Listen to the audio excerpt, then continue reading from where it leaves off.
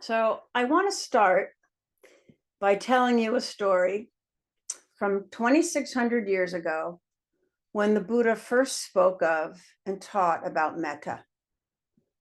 It's an old story, but there's so much within it that feels relevant to us today. Traditionally, Buddhist monks retreat for 3 months each year to practice meditation. And even today at IMS and other places, this tradition is upheld each fall. And in this story, 500 monks were retreating deep into the forest to practice. And they picked this particular place because the local villagers welcomed them and offered to provide them food during their time there. Excuse me. However, the forest divas, those unseen energies and spirits that resided in the forest, they became perturbed with the monks' extended presence and started to create scary noises and scary sights and even really unpleasant odors in order to discourage the monks from staying. The monks who were trying to practice became terrified, and they lost their concentration and felt like it was impossible to continue their retreat. So they went to the Buddha, begging him to find them a different place to practice. They said that it was so scary in the forest and that they felt defenseless. And the Buddha responded by offering what he called the greatest protection. And then for the first time offered the Metta Sutta. So out of respect for the Buddha, the monks returned to the forest and really earnestly practiced metta. And things didn't change immediately, and the monks still felt fear. But over time, they felt the power of metta for themselves, and the divas also felt the power of metta. The divas' anger and resentment faded, and they actually began to feel some respect for the monks. They began to feel like family, and they created an environment of safety in which the monks could practice. So it's said that many of the monks were able to practice metta and vipassana and became enlightened on this retreat. So the Buddha offered metta as the greatest protection, a protection from fear, internally and externally, and as an offer of safety, not by avoiding what was fearful, not by going somewhere else to meditate, but within the circumstances that the monks found themselves in. I love this. What a promise. And I also hear in this story what's called out from within the monks, a deep courage to turn towards those things that scared them and that made them feel vulnerable, and to meet them with warmth and care, staying steady. And in practicing this over the months of the retreat, the entire experience was transformed. Not only were the monks able to quiet and see clearly, but the divas also were able to be changed by the power of metta. So here we are, 2,600 years later, and metta has the same potential power to change our own hearts and minds, and in so doing this, making a difference to others. It really can help us to overcome our fear and find a place of safety within our vulnerability, and help us to be a bit more compassionate with another's fear. I can so relate to those monks in the forest. I know what fear feels like. My anxieties are a fear that's internalized, and mostly they're focused on thoughts about who I think I am, who I should be, what might happen in the future, what happened in the past. I imagine that this kind of thinking is familiar to all of us in greater or lesser degrees, and it doesn't feel good. And often I try to resist it or stuff it in some way. And when I'm out in the world, fear also comes up. When I see or feel the aggression of another person, especially when it's directed at me, I have a tendency to cower in the face of it. And when I have to put myself in a situation where others can see me, like public speaking, I feel a little vulnerable. And I have a tendency to make myself small and unseen. So maybe I can get through this moment under the radar. Other people manifest their fear really differently. I have a friend who becomes quite aggressive when he's scared and feels threatened. He lashes out at others. He insults them and pushes them away. Outwardly, it looks different from how I react, but the underlying fear, I think, is similar. So imagine those 500 monks all feeling afraid, each manifesting it in different ways. Some withdrawing and hiding, others falling into despair, others lashing out at the divas or at each other, being really aggressive, all isolating themselves one from another. So what a hard environment to practice in. Feelings of fear seem to be universal. They're experienced across cultures, ages, backgrounds. I think of it as a response to the vulnerability that's inherent in our lives. And some of that vulnerability is real, and our fear is healthy.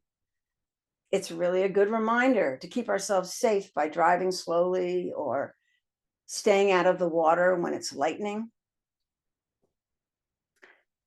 But much of our fear is rooted in a sense of vulnerability and the threats we perceive to our sense of self and ego.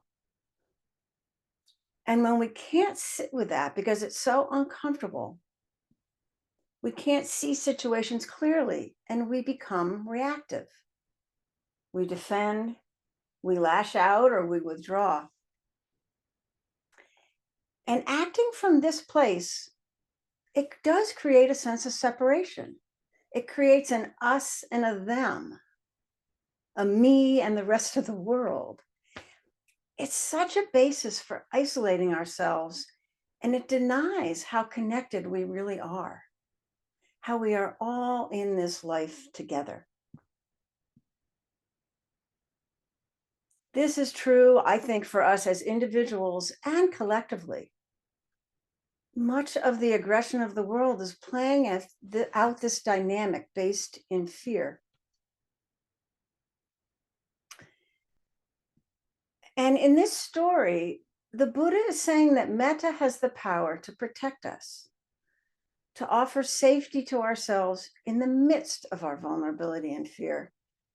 So we may not act out reactively.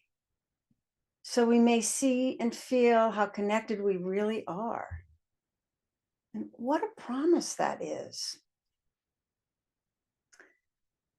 Metta's attitude of warmth towards all experience and all beings is such a strong antidote to the isolation and the separation that arises out of fear.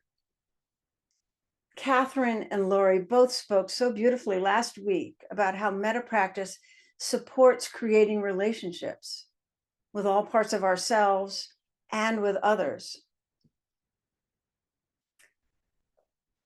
It doesn't always come easily or quickly. It's taken many years of practice for me to find a way to sit alongside my fear, to befriend it, to not be so fearful of it. And the practice has changed me. And it's allowed a greater sense of safety to arise in my life. So just for a moment, think what safety feels like in your body and your mind. The gift of safety. It can open us from constriction. It can bring more ease and space. And it helps us to see things more clearly. It is transformative. The monks' practice in the forest transformed them so much that many became enlightened. And their practice also transformed the devas. It disarmed them when they realized that the monks were not aggressively trying to take over the forest. And then the devas began to care for the monks, from separateness to connection and relationship. In my own practice, I'm trying to expand my sphere of metta, to push the edges of my heart's capacity to hold. I know we can never spend too much time on offering metta to ourselves and finding the caring place where we can hold all parts of ourselves. But it's also important for me in moments to push the edges and explore, how do I offer it to others? Especially to those that I find challenging and maybe I don't even like. How do I authentically offer metta to those people? So I've been experimenting. And I'll tell you, I find it hard to wish happiness and peacefulness to some people. Because if I'm really honest, I'm not sure I really feel that. But when I say, may you be safe and protected from inner and outer harm, something begins to open in me. I can feel the beginnings of a sense of warmth and connection in our humanness. And maybe it's just for a moment, but it's a start. Getting to really know the deep pain of fear and vulnerability in myself has allowed me to understand the same feelings in others. And that makes it easier to wish another safety and protection. We don't have to go very far to find examples where this can make a difference. How different would the world be if we weren't acting out of fear, if we weren't creating separation, but feeling and recognizing our connection to each other, to other sentient beings, to the planet? It takes courage to turn towards our fears. It took courage for those monks to return to the woods, to sit with the devas and all that was unsettled in their minds. And it takes courage for us today to befriend our deepest fears. So maybe we can imagine that the Buddha is giving us the same instruction as he gave the monks, that metta is the greatest protection. So that's our invitation today. Thank you for listening. And now let's turn our attention towards our practice.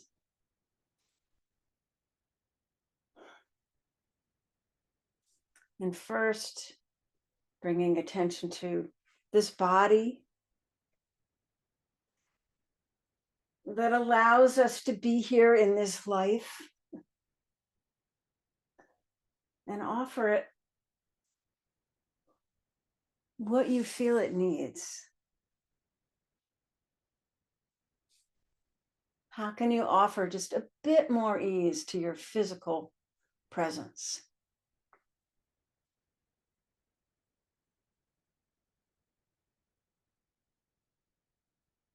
And take all the time you need. There's no rushing.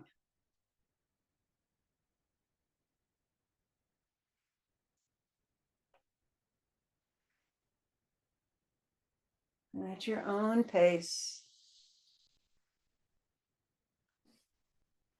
coming into a place of relative stillness, finding a posture that is comfortable for you, that allows you to feel both alert and relaxed. And perhaps with a deeper than normal breath, let that exhale lead you into a sense of settling in, settling back.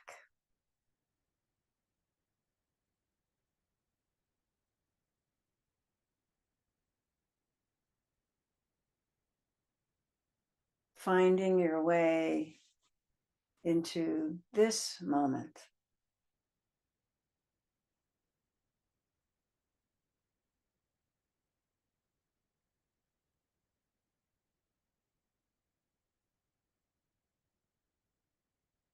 Inviting your mind to let go of everything you brought in this morning, and also let go of all that comes next.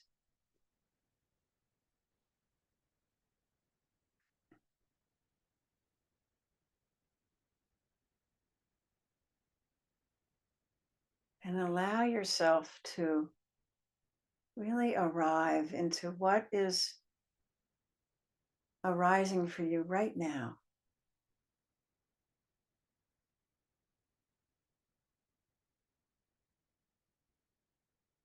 Whatever it is.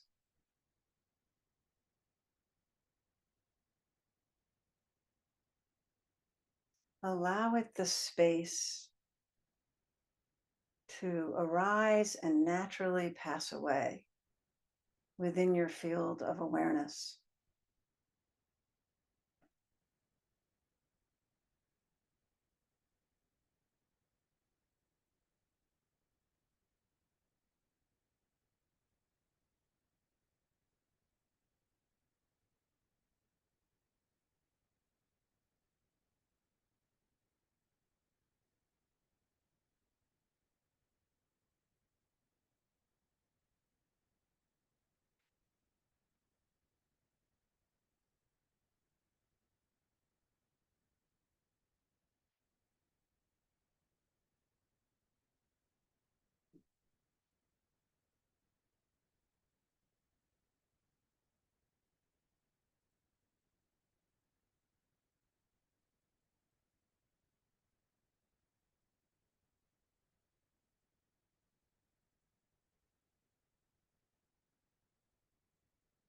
It is in this moment to moment passing of experience that your life is experienced. So bringing a sense of interest and warmth and engagement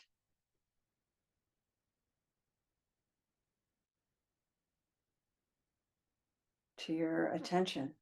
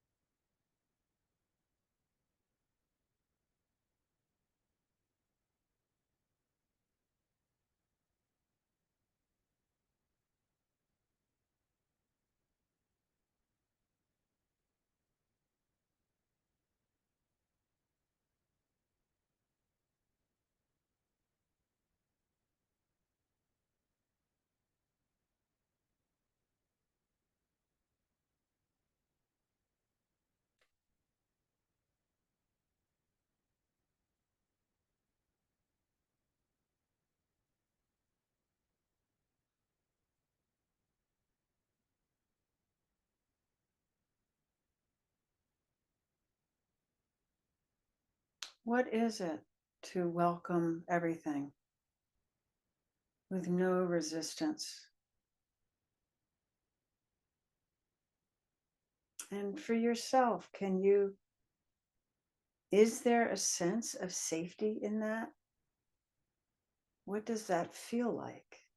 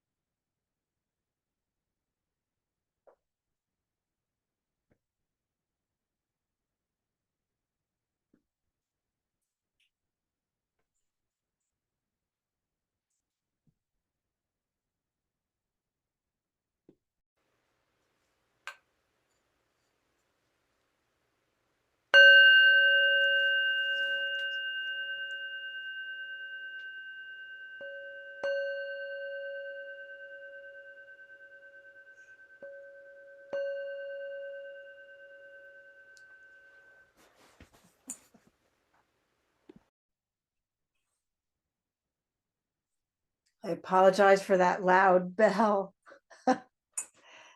Still haven't gotten that quite down. Anyways,